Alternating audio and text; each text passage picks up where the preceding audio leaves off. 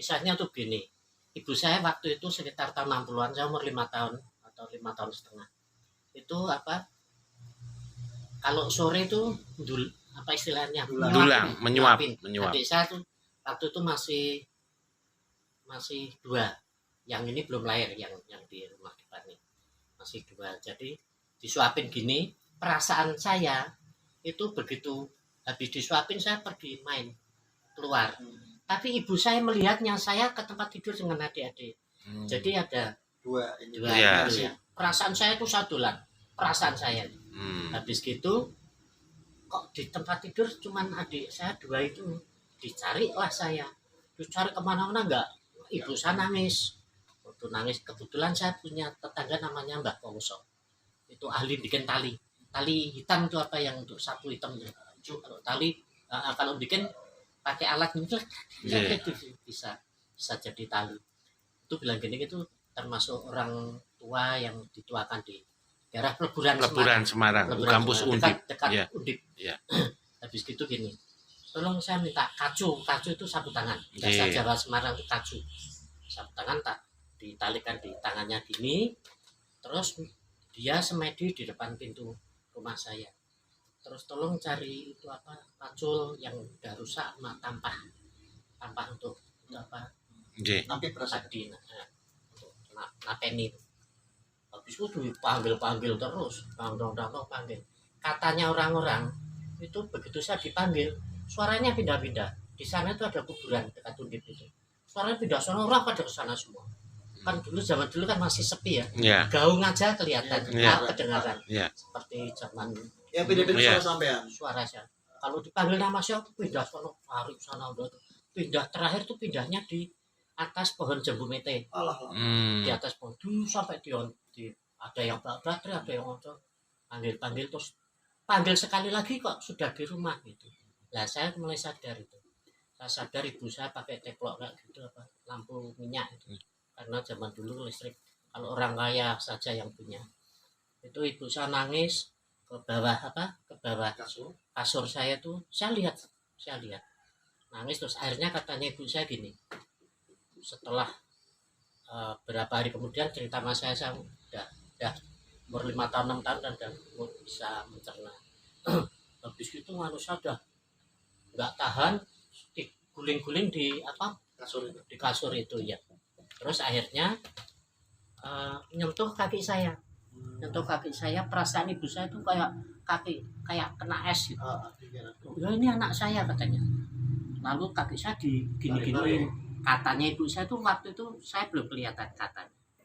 Habis gitu setelah kelihatan saya sadar tuh, kan saya tidurnya pakai ranjang besi itu. Ranjang besi itu ada tentara nanyain saya, kamu kemana? Ya, ngomong Jawa. Mau neng dile gitu. Kamu kemana nak? Gitu. Saya nggak bisa jawab. Terus habis itu saya karena masih kecil ada lupa dikit. Setelah itu ibu saya tuh mangku saya di depan pintu. Di depan pintu saya masih lihat orang-orang banyak sekali, banyak sekali itu. Bawa ini apa? Obor tuh bambu kasih minyak, kasih kain. Oncor ya bahasa Semarang oncor. Dan itu saksi hidupnya sampai sekarang masih ada. Di Suara Merdeka Semarang koran. Tapi barusan pensiun namanya Mbak Suse. Itu ikut mencari. Terus dulu ada pimpinan Suara Merdeka Jakarta, almarhum Pak Sucipto. Itu juga ikut mencari, cuman udah meninggal beliau. Tapi banyak teman-teman saya yang sampai sekarang masih ingat kejadian itu. Di Gondol WW bahasanya itu ya. Di Gondol WW. Tapi tidak pernah melihat langsung WW-nya, Pak. Perasaan saya main-main aja. Main-main. Dulu kan di Semarang sebelum ada Semarang Fair dan PRPP ya. Itu dulu namanya pasar malam. Sebelum ada.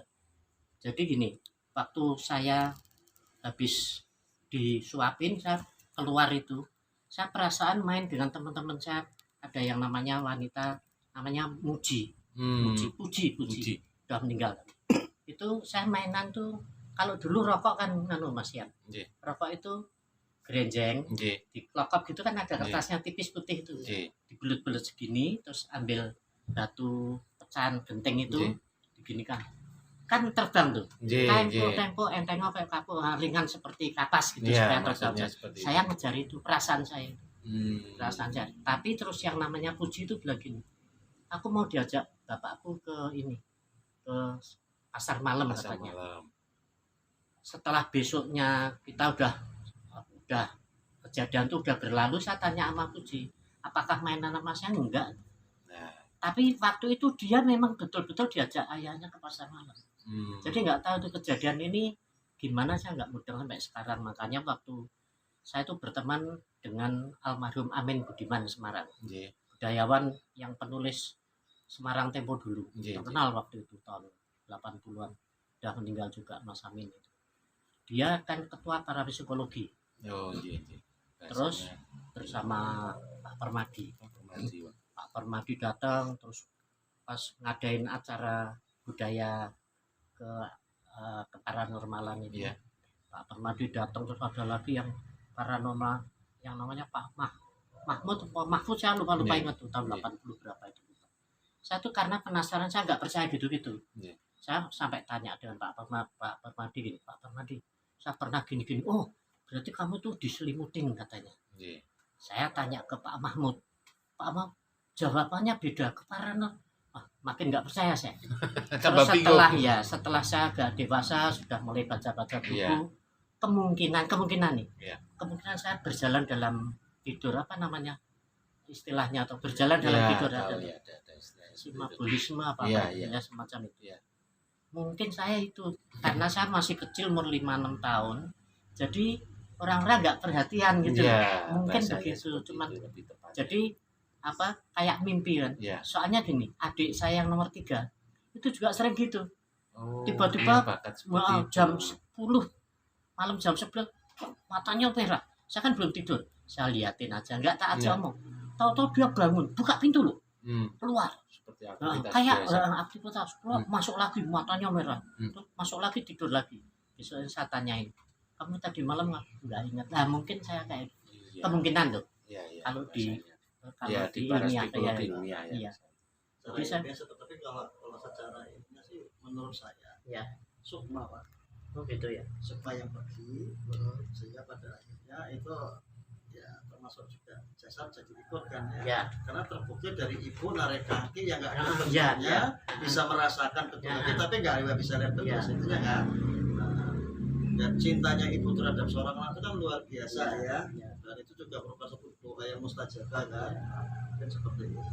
Lebih kalau menurut saya lebih tepatnya di situ Pak, pada saat tanpa kita sadari melewati dimensi yang lain. Yang lain bisa Hmm. juga ya. Jadi bisa jadi di tempatnya atau di rumahnya sampai itu ada portal. Itu portal. Portal Oh, Pak, kalau iya, bahasa pintu kami ya. itu tuh Iya. portal Pak. Ya, pintu perbatasan. Portal betul, ini yang dimensi lain ya. ada 3 Pak. Hmm. Yang satu hanya bisa untuk masuk tapi nggak bisa keluar. Ah. Yang satu hanya untuk tempat keluar Oh. tapi nggak bisa untuk masuk. Ya. Dan satu lagi itu bisa masuknya bisa Ya, keluarnya. Terus jadi itu ya. Nah mungkin masuk dimensi itu Pak. Nah portal ini tutup bahasa kita kan tidak semua orang itu yang bisa ikut dengan jasadnya. Ya. Ya. Gitu loh. Umumnya itu hanya sukmanya atau ruhnya Ya. yang masuk ke sana. Nah, tapi jasad tetap dalam bentuk yang syariat yang kita lihat. Nah, tapi kalau melihat dari peristiwanya Pak YH, sepertinya plus dengan jasadnya. Jadi pada saat bisa jadi kasur tempat sampai duduk itu adalah portal untuk keluar. Portal masuknya kan kita nggak paham di mana kan ya. Nah, portal itu juga akan bergeser dengan sendirinya sesuai dengan kebutuhan dari makhluk-makhluk itu sendiri. Terkecuali itu portal sudah permanen. Biasanya umumnya yang permanen itu mungkin di tepi sungai, di hutan, atau mungkin di satu gedung atau tempat segala macam. Tapi kalau yang namanya sudah bersentuhan dengan manusia, umum itu bergeser Pak, sesuai dengan kebutuhan mereka. Ya. Gitu loh.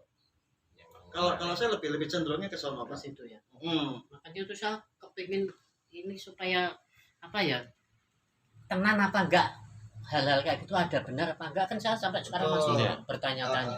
Iya. Saya tuh kalau anak-anak saya kalau dulu kita kan sama orang tua sering ditakut-takutin, Ya. itu ada ini. Ada. Jadi sampai sekarang pun saya kalau masuk ke rumah sendiri, masuk kan dalam tuh, Ya. masuk kadang-kadang mengkorok merinding. Hmm. Kalau anak saya tiga-tiganya nggak ada yang namanya takut, lewat kuburan aja nggak merinding. Karena kalau tanya sama saya, Pak, hantu itu ada nggak? Nggak ada.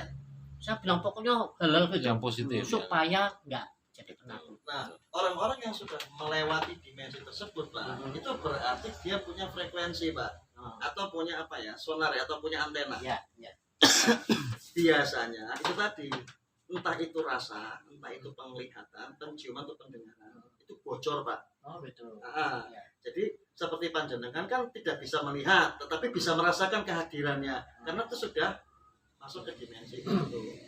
Dan saya tuh sering gini, waktu ayah saya mau meninggal itu saya juga diimpeni. Jadi 24 jam kemudian. Jadi saya tuh mimpi ayah saya dipeluk sama kakak perempuannya. Kakak perempuannya masih ingat saya pakai rok warnanya biru-biru laut gitu. Terus saya batin. Padahal hari ini saya mimpinya kan malam Minggu. Iya. Meninggalnya malam Senin. Padahal Senin itu ayah saya mau saya ajak ke Jakarta. Masih aja, udah nyiapin segala sesuatunya mau ke Jakarta. Malam Seninnya meninggal.